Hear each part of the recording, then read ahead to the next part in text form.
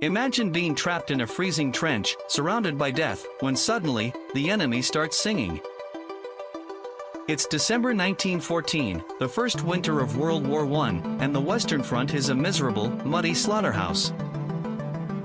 But for one impossible night, tens of thousands of men decided to drop their rifles and stop the war.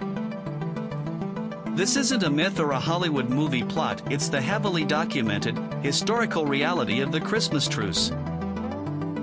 Today, you'll discover how the most brutal war in human history was paused by a single, familiar melody. By late December, the illusion of a quick victory had vanished, replaced by freezing, rat-infested trenches spanning across Belgium. British and German forces were separated by a bombed-out wasteland known as no man's land, sometimes just 30 yards apart. Leaders in London and Berlin demanded ruthless aggression, completely ignoring the Pope's desperate public plea for a holiday ceasefire.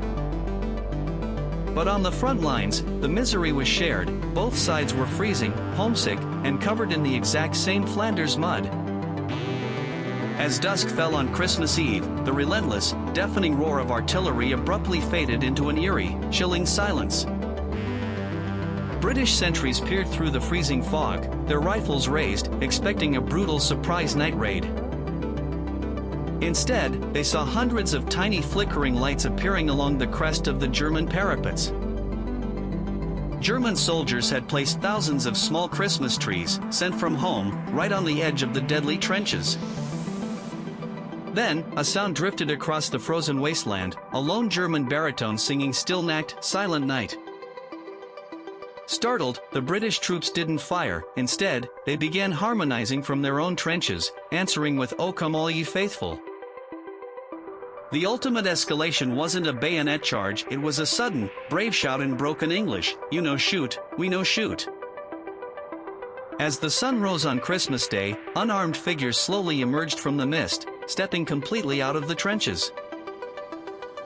Enemies who had been slaughtering each other just hours prior met in the dead center of no man's land to shake hands. According to hundreds of recovered diary entries, they exchanged uniform buttons, cigarettes, hats, and plum pudding.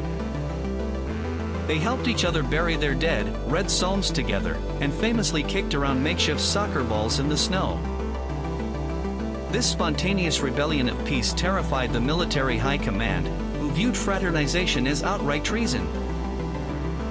Furious generals immediately ordered artillery barrages to break up the gatherings, threatening mutiny charges against anyone who refused to fight.